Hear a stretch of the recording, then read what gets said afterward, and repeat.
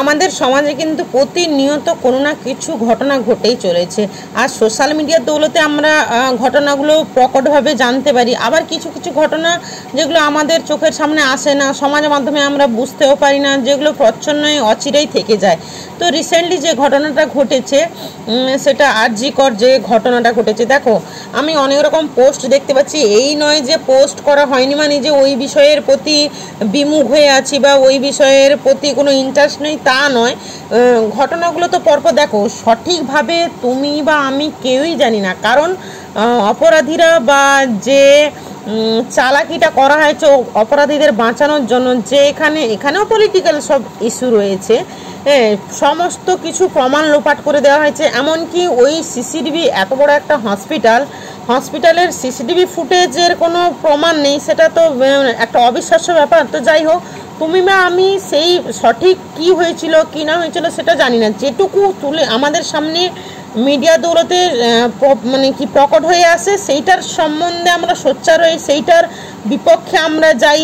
তো যাই হোক, আর একটা কথা, সমাজে কিছু কিছু শব্দ আছে যেগুলো কিন্তু মেয়েদের ক্ষেত্রে যেরকম প্রযোজ্য হয়, যে সুন্দরী, সুশীলা, তারপরে কি মার্কাটারি ফিগার, আহা কি চেহারা, এগুলো দেখো।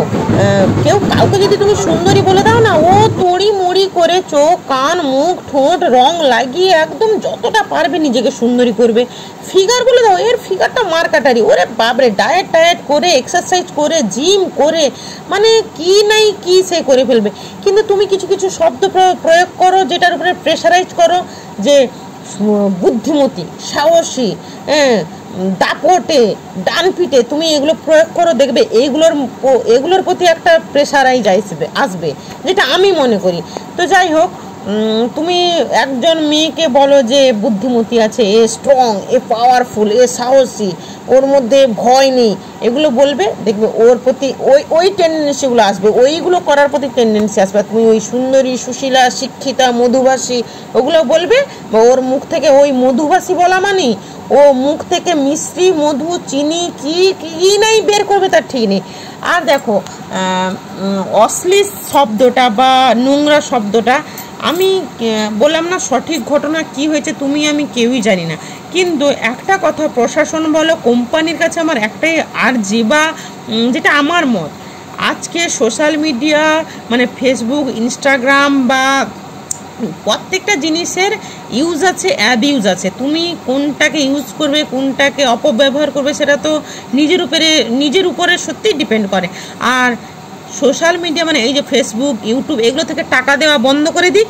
আমি বললাম হু করে কমবে অশ্লীলতা, হু করে পড়বে মেয়েদের নোংরা পোশাক পরা, পেট বের করানো, বুকের ভাত বের করানো। একদম আমি স্ট্রেট ফরওয়ার্ডই বলছি, এতে কেউ ভালো ভাবো খারাপ ভাবো আমার তাতে কিছু যায় আসে না।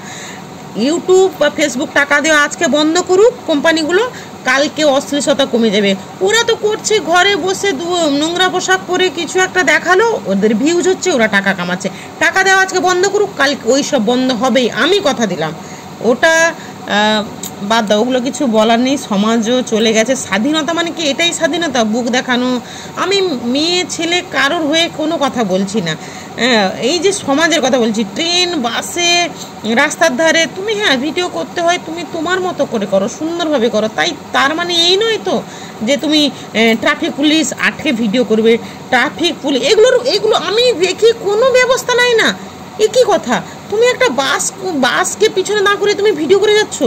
তুমি কি ইন্টারন্যাশনাল শুটিং করছো? সরকারের পারমিশন নিয়ে শুটিং করছো? না তুমি সরকারের থেকে লিখিত কোনো নিয়ে শুটিং করছো? টোটোওয়ালাকে বন্ধ করে দিচ্ছে, অ্যাম্বুলেন্সকে বন্ধ করে করছে, দিক পিছনে একটা ধাক্কা মেরে। এগুলো এটাই কি স্বাধীনতা? আমি মনে করি।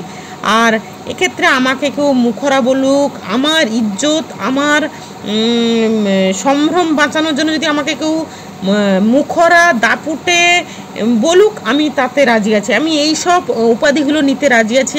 আমি আমার মেয়ের কথা বাদ দিলাম, আরে আমি যে যাবো রাস্তায় তার কি গ্যারান্টি আছে আমি সুরক্ষিত? আমার মেয়ে তো বড় পরে হবে, সেটা তো অনেক দূরের কথা। আমি যে রাস্তা দিয়ে হাঁটবো তার কি সুরক্ষিত আছে বা তার কি সুরক্ষা আছে?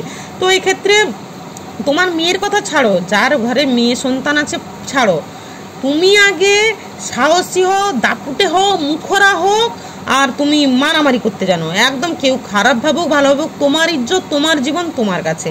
আর যাদের পুত্র সন্তান আছে আমি মায়েদের, তারাও চাইবে যে তাদের সন্তানকে সুশিক্ষিত, একটা নারীর প্রতি যে একটা সম্মানবোধ, একটা মায়ের প্রতি সম্মানবোধ, এটা প্রত্যেক মায়েরই উচিত যে পুত্র সন্তান হোক কন্যা সন্তান হোক যে যার মতো করে আদর্শভাবে গড়ে তুলবে বা মানুষ করবে। আর দৃষ্টান্তমূলক শাস্তির কথা না হয় বাদই দিলাম, ওইটা বাদ দাও, প্রশাসনিক পলিটিক্যাল জিনিস, ওটা বললে অনেক দূর জল গড়াবে। আর আমি দেখতে চাই ওই যে নেত্রীগুলো ভোটের সময় যে ঘরে দুয়ারে লোকের ঘরে কোনো জাতকুল নেই খেতে বসেছিলেন, ওরে বাবরে কি দরদ, ওদের তো আমি বাদ দাও টিকিটুকুও দেখতে পাচ্ছি না।